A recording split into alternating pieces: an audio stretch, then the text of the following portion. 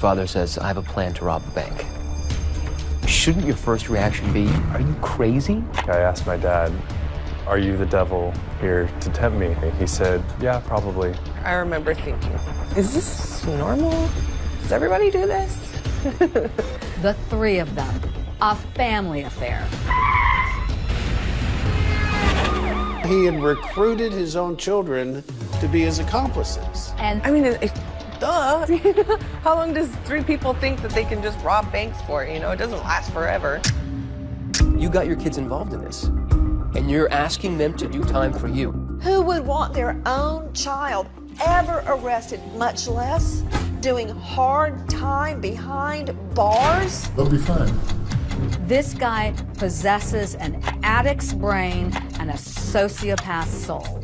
You may think that Scott Catt manipulated and used his own children to rob banks, but it doesn't end there.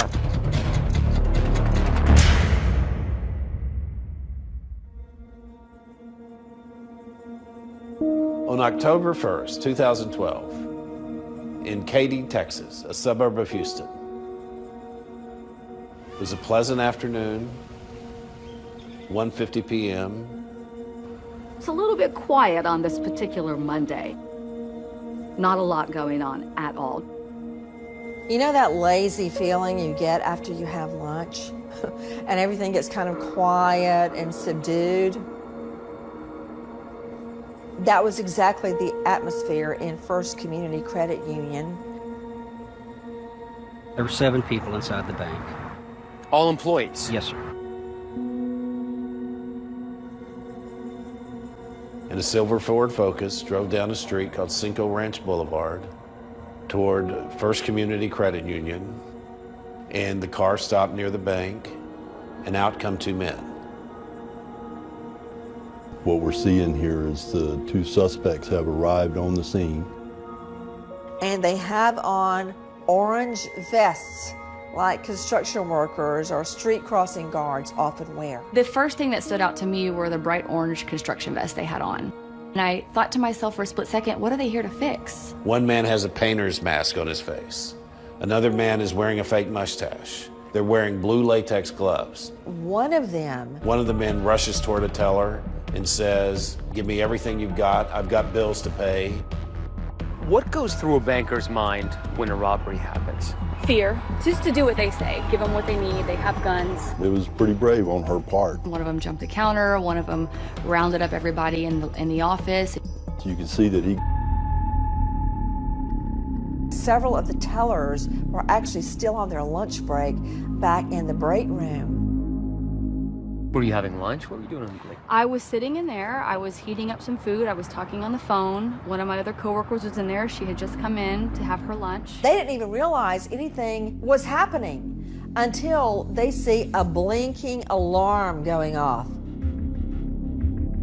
And I just kind of stopped and I looked up and I told the person on the phone, I was like, I've got to go. To open the safe. The only thing, my stomach, I felt scared for my coworkers. They asked somebody where the back door... This door right here is the back door of the bank, and this is where they busted out the door. That moment it hit me. They just robbed us. It took everything I had to remember, oh my God, look out the window and look for them. So these blinds, I did like this real quick. They literally walked down the sidewalk fast as they could until they got to the curb, and then they stopped and they just kind of casually walked to the car. Bank employees just inside here saw them heading down the alley, and one of them said she saw which was the car parked over here. And this is the first time we get the description of a silver vehicle. And they're gone. What seemed like 30 minutes was, I believe they were in and out in less than 3 minutes. Because they knew exactly what they were doing, they had done this before. When you heard that this bank had been robbed, were you at all surprised?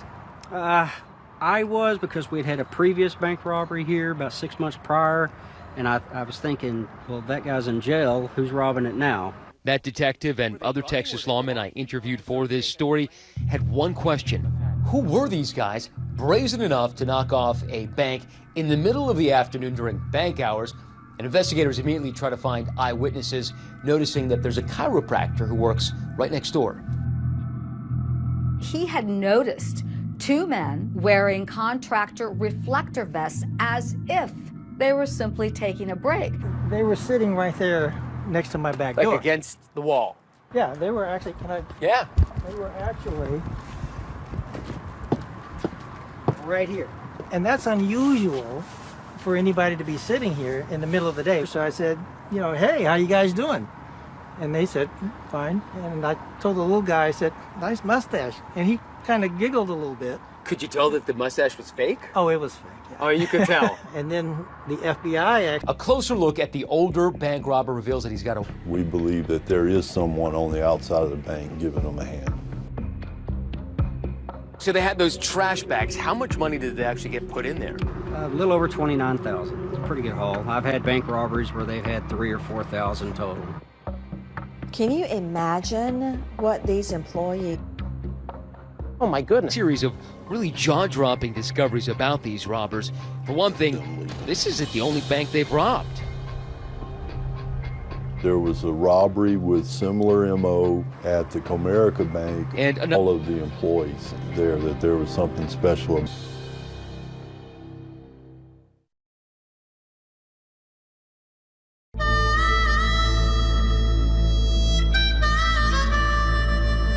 Thought was, you know, we got to find out what this story is. It'll eventually lead from the Lone Star State all the way to the Pacific Northwest and back in time to when a man named Scott Catt met Beth Worrell. Scott and Beth grew up 40 miles south of Portland in a picturesque town called McMinnville. Beth was a champion swimmer. Scott played on the football team. She came home and told us that she'd met this wonderful, blonde, handsome cowboy. Beth was, very, very loving. Good mommy, terrific mother. She kept him sane. She knew how to bring him back from some of his crazy times. They lived in a nice house with 4 bedrooms. They had 2 beautiful children. Life was good. And then she got sick. She went for a regular mammogram, and she called me and said they want to do some more tests. I remember going from crying to laughing to crying to talking about going wig shopping to it's all going to be okay. You have a 2-year-old and a 5-year-old, and I mean, I think we were really positive that it was going to be just a bump in the road, and that wasn't the case. She didn't live long after that. It just went rampant through her.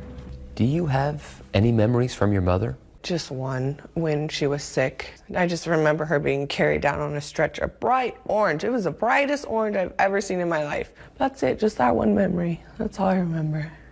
Doesn't sound like so much fun. No, but I still have that image of her in my head. I can still see her. You know, even if she was on a stretcher, I could still see her face, which is cool. In the years after Beth died, Scott goes to pieces. He begins drinking, he's doing drugs, he falls into a depression. He does let alcohol get a hold of him. He turns to cocaine. He begins to slide and lose his footing. But somehow, despite his life falling apart, he manages to hide it all from the kids.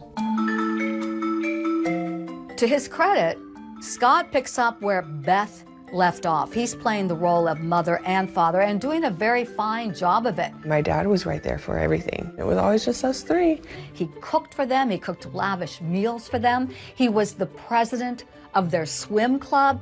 We go before school, we go after school, swim meets on the weekends. I mean, it consumed our life, but we loved it. We were part of a team. It was our swim family, and my brother was always there, and he was my favorite person in the world, and he still is. We were very close. My sister is the only consistent thing I've had my whole life, and I'm the only consistent thing that she's had too. I can just look at her and know what's on her mind, what she's worried about. Despite the fact that outwardly it seems like a solid cat family foundation.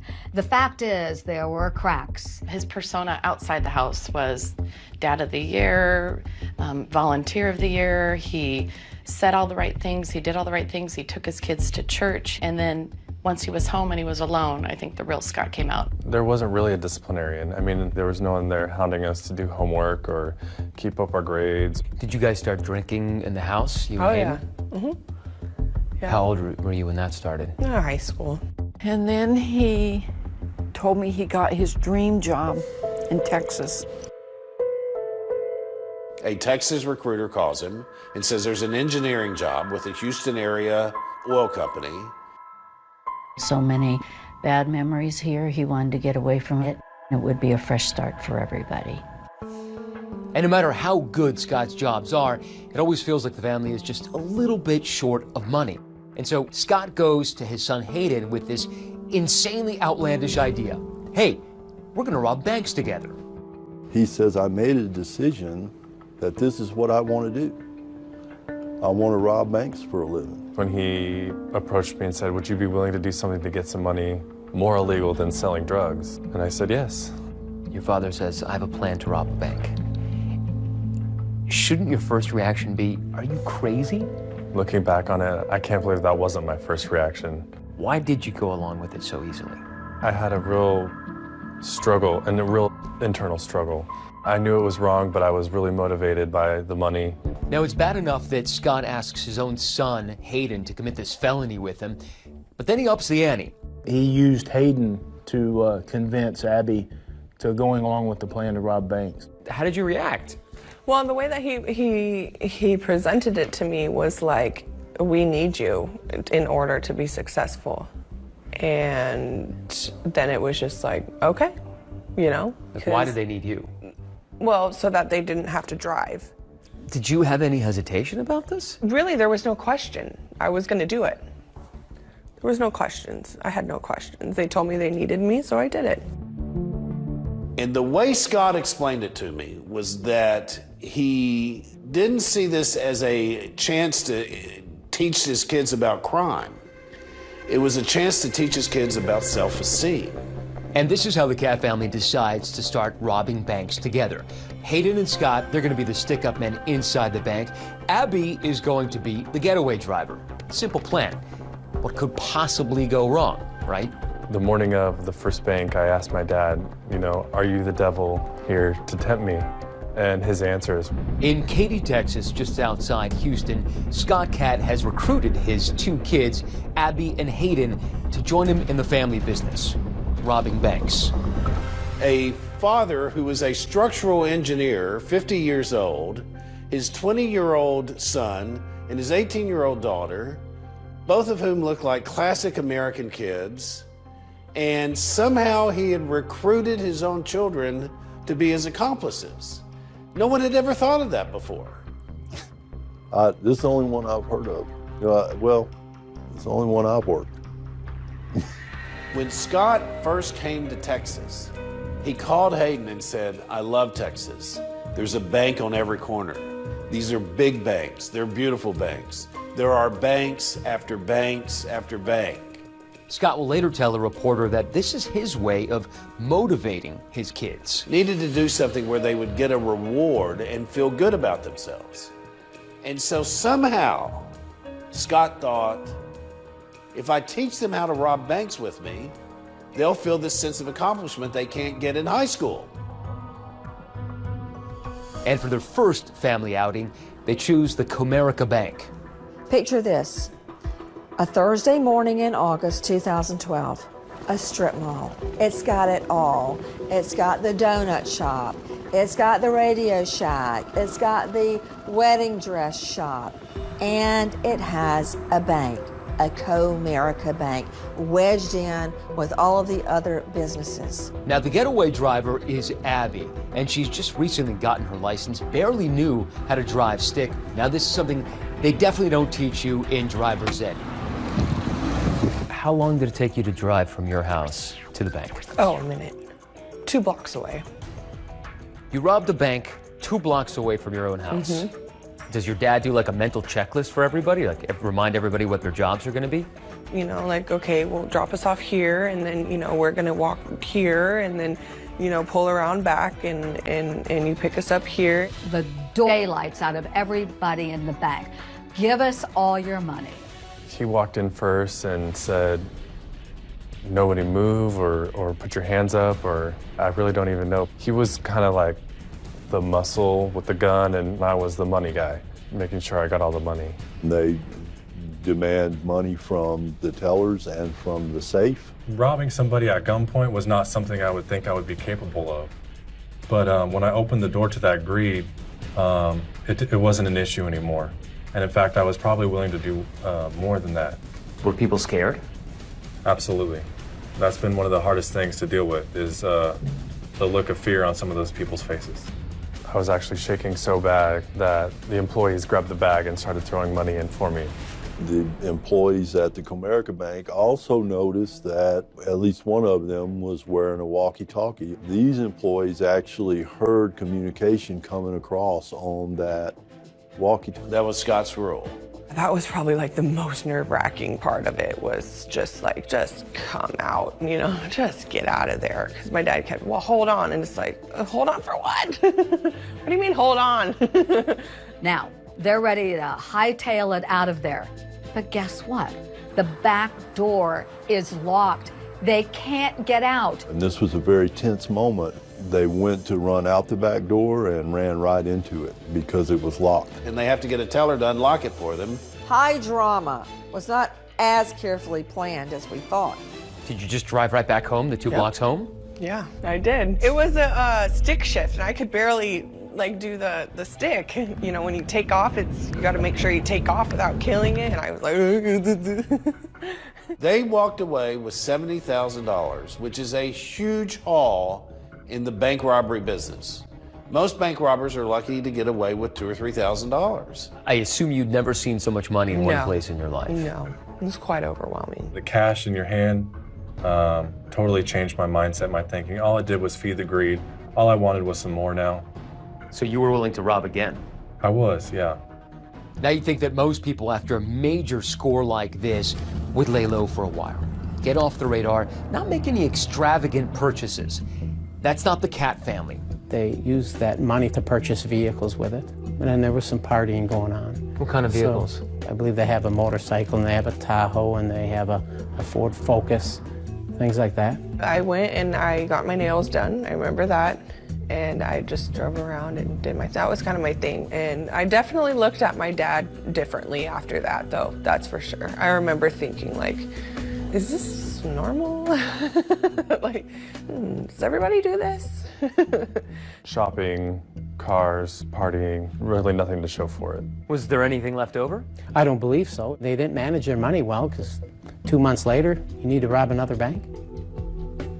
How long could you last with $70,000? The problem for them wasn't so much the pre-planning; it was the post-planning that was the problem for them. And are you thinking to yourself, what is happening here? It was kind of like a dream. It was kind of unreal. And soon they realized the money was gone. Within just 2 months, the Cat family is already running out of money, and they begin plotting their next heist. But this time, Hauled down because they were so nervous, and I'm like, this is not, we need to just not. My dad very, very much, no, we have to. We have no money, we have to.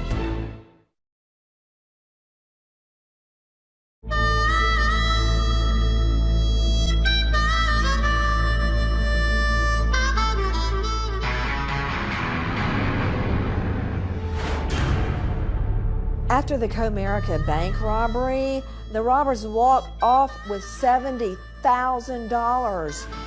And in no time at all, it was all gone.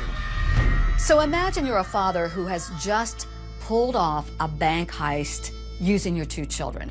You might say to yourself, wow, what did I just do there? You'd think maybe that's what Scott would have thought. Oh, but no. He had no inclination to keep his kids out of it. He thought they were a great team. So they start looking around, and what do they see? They lock in on the First Community Credit Union. Why this particular bank? Well, there are a number of reasons, but one of them is the bushes right in front of the bank that block the view from the street. So after you robbed the first bank, your job was to go scope out the second bank. Mm-hmm.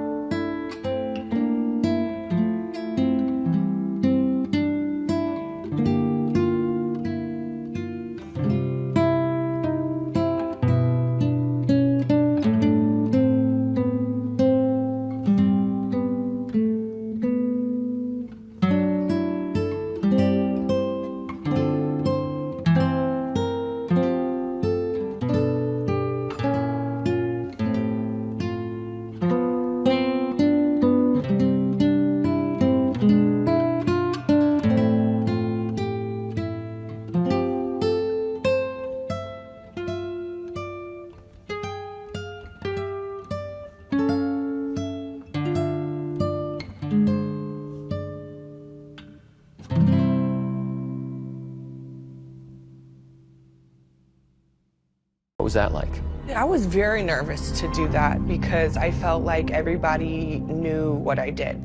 Everybody could feel why I was in there, could feel my vibe, and that was super scary and nerve-wracking. When any of us walk in a bank to cash a check, whatever, we're caught on camera. Surveillance cameras actually capture Abby on her stealth reconnaissance mission of this bank.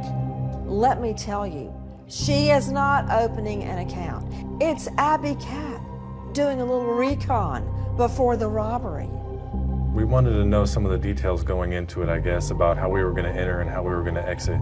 And when she gets back, she, her brother, and her father sit down and essentially draw up maps to use as a guide for once they get inside the bank.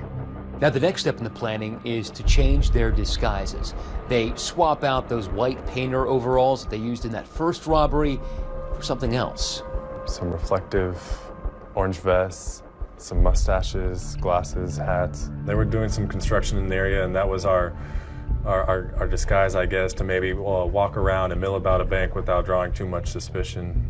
So it seems a safe bet would be to purchase those contractors' reflective vests. So Abby and Hayden go to the Home Depot. And you chose Home Depot because? Proximity to our house. And you didn't think that someone could trace that? I didn't think there would be anyone following up behind us. And like Scott did on the first robbery, he had Hayden, the night before the second robbery, go out, steal some license plates from a car in a adjoining parking lot, tape them to the license plates in the car they were going to use to hide the real license plates, but to be able to rip them off as soon as they could when the robbery was over. Now it's the day of the robbery, October 1st, 2012, and as they prepare to leave the house, Abby says her gang is not exactly brimming with confidence. They were trying to take shots of alcohol and they couldn't even get the alcohol down because they were so nervous. And I'm like, this is not, we need to just not. My dad very, very much, no, we have to. We have no money, we have to. Were you scared? Were you Yes, nervous? I was scared. It's just something you just like want to be over with. Do you remember feeling nervous? You know, I remember feeling nervous and anxious, a lot of adrenaline. Not like the movies, or at least that ours wasn't like that. Were people scared? As well.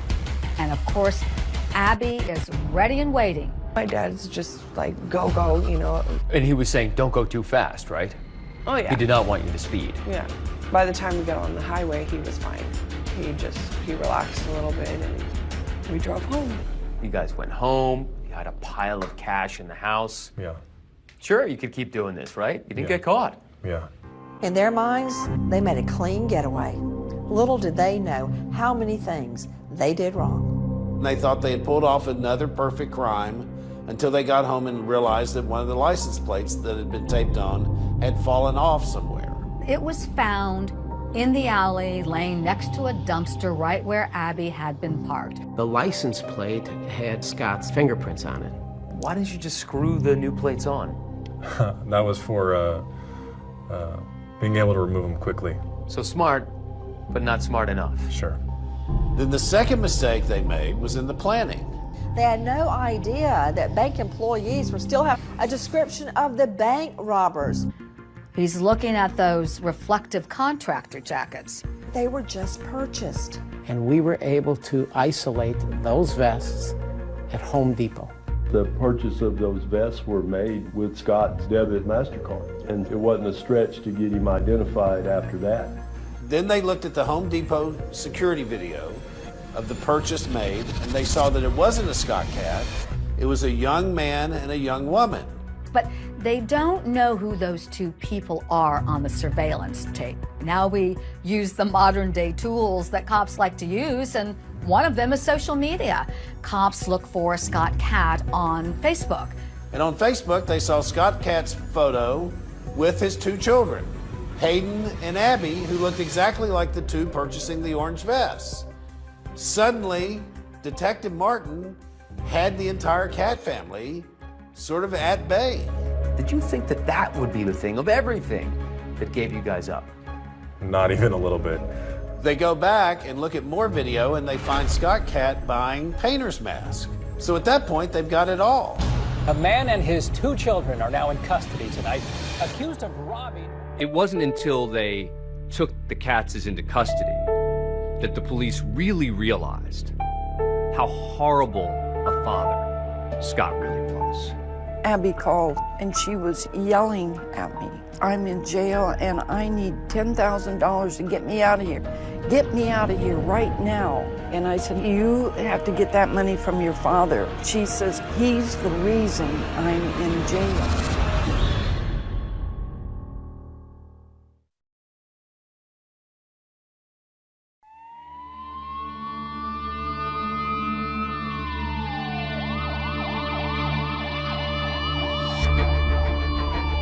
Morning of November 9th, just after sunrise, members of the Sheriff's Department show up at the Cat's apartment to arrest Scott, Hayden, and Abby.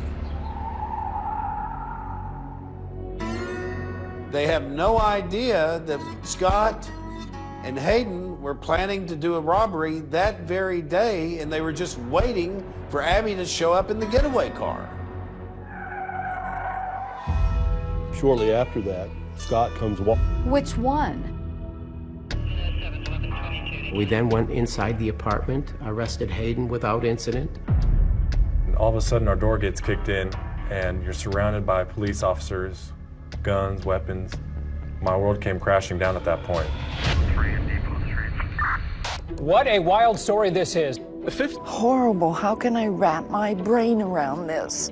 It was so unbelievable, and all I could think of was I was glad their mother was gone, so that she We didn't. found some bank straps. A bank strap is a little paper strap that wraps around a certain quantity of money. Apparently, they just would pull cash out of those bank straps, and when the cash was gone, they didn't throw the bank straps away. They find no cash. 100,000. Found a crumpled sheet of paper, which was the script that Scott had written out for Hayden to say when he came into the bank robberies. It says, "This is a bank robbery. All we want is the money. 20s, 50s, 100s. No alarms, die packs, or GPS. Or you, family, and co-workers will be hurt." But now, as they're bringing Scott and Hayden in for questioning, they want them to be able to help them answer the biggest mystery of all. Why would Scott enlist his own kids to rob banks with him? You're going to figure out, I'm going to be forthright, okay? I'm going to be forthright. We began talking with Scott in such a way where we were just having a conversation with him. Was there some things that you did without the kids, and then that led up, and then the kids got involved? I'll give you the whole thing, I swear. I'll give you the whole thing. How much did he tell the officers? He spilled the beans. He waived his right to counsel, and he just told investigators exactly what happened. I always thought that a bank was federally insured. I thought that if there is a bank robbery, we're told to just give the money and get the guy out of there. So in my mind, I thought, that's kind of, easy pickings. I guess in my mind, I thought that it was, no victims. Yeah. It seems Scott didn't recognize the legal magnitude of bank robbery. This was all kind of casual. Aggravated robbery in the state of Texas is a big deal. God, help me understand, how did you broach this topic with the kids? Well, I think you have to go way back to the very beginning when their mother passed away. You gotta understand it was just the three of us. It kind of segregated us, it kind of made it so that you really couldn't get close to us. He had manipulated them to think he was the only person that could take care of them, and they would do anything for him.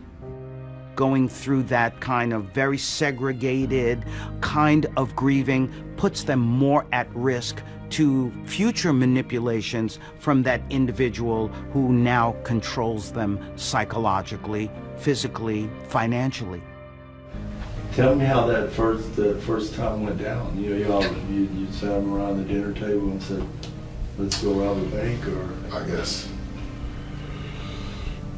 it wasn't around the dinner table, but it was, it was a little Friday night gathering, just sit around watching movies or something. I really don't remember the details of all that. I mean, how it happened, but. Scott's own words were that he was completely responsible for manipulating his children. It was all my manipulation of the two of them and her. I mean, I did this whole spiel about, how easy it was going to be and how we didn't have to worry about it. These poor kids need him so badly that they choose wrong instead of right, not so much because they're evildoers, but because they loved their father, and he took advantage of that unconditional love. He doesn't know anything about unconditional love. He loves Scott Cat. Scott was the first one that we interviewed. And then we interviewed Hayden. Okay, Hayden, before we start. When Hayden's initially approached by law enforcement, he said he didn't want to talk to them. And have you talked to your father? Yeah. Okay. And then did your father give you any advice? Just to cooperate. But after having a conversation with his father, Scott, he then decided to tell them the truth. It's a great example of how much control Scott has over Hayden. Is anybody forcing you to do this? No. You doing this on your own? Yes. Because you want to cooperate. Is that right? Yeah. Okay. How did it feel to confess? To be honest with you, I was still full of some pride. I was still full of some arrogance. Oh, so you felt good about it because you were bragging? Yeah. Not surprising he feels that way. Remember, Scott told him bank robbing would boost his self-esteem. So he approaches you about this, and then tell me, how did it progress from there? Well, you know, I was scared. You know, I was really scared at first. It's so heartbreaking when you think about it. The point here is that Hayden does what Daddy says. He definitely, as far as like what to look for in a bank, he, you know. That Scott Cat manipulated and used his own children to rob banks, but it doesn't end there. Scott confessed, Hayden confessed, and then Abby was brought into the interrogation room. You know, he's always been there for me. He's been the only person that I have, so it was just like, okay, almost, you know. If you thought a parent manipulating their children into robbing banks was bad, well, wait till you see what happens now that they've been caught.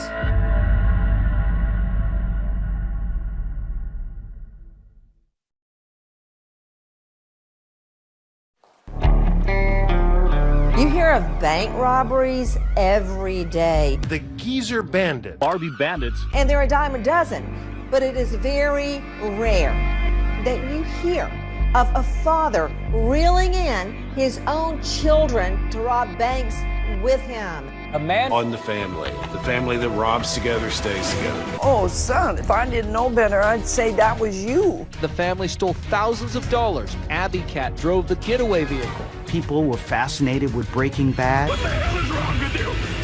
We're a family.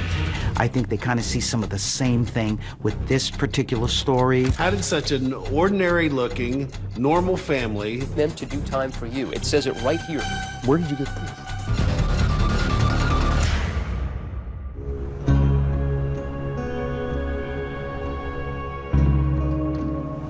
I talked myself into robbing banks. I'll just rob banks. Probably better at that anyway. Investigators were very pleased, obviously, when Scott started talking about the robberies in Texas. But they were totally taken back when he started talking about robberies in another state. Now, detectives have those bank straps they found on the floor of Scott's apartment, and some of them come from Oregon. So now detectives are suspicious that, well, maybe Scott robbed banks there too. Okay, I'm just trying to think about the first one. We had a big chalkboard in there, and he was writing on this chalkboard. First Federal Savings and Loan. Bank robbery 1 in Oregon. Number 2 was another one. It was in McMinnville. Bank robbery 2. 3 was in Portland. Wow. Why would he volunteer that? I don't know. Maybe he had a guilty heart. I think that's all about that it's going to help him. In his mind, he's going to come clean and he's going to end up with less of a sentence. And in that one, same thing, some sort of cover with a painter's mask, a hat, and sunglasses. The painter's mask thing is pretty consistent. It was with me because of my goatee. Not only is he confessing to the crimes that they're aware of, but he's now confessing to others that they didn't even know about. Starting off, believe it or not, in the same bank where Scott Katz's dad retired.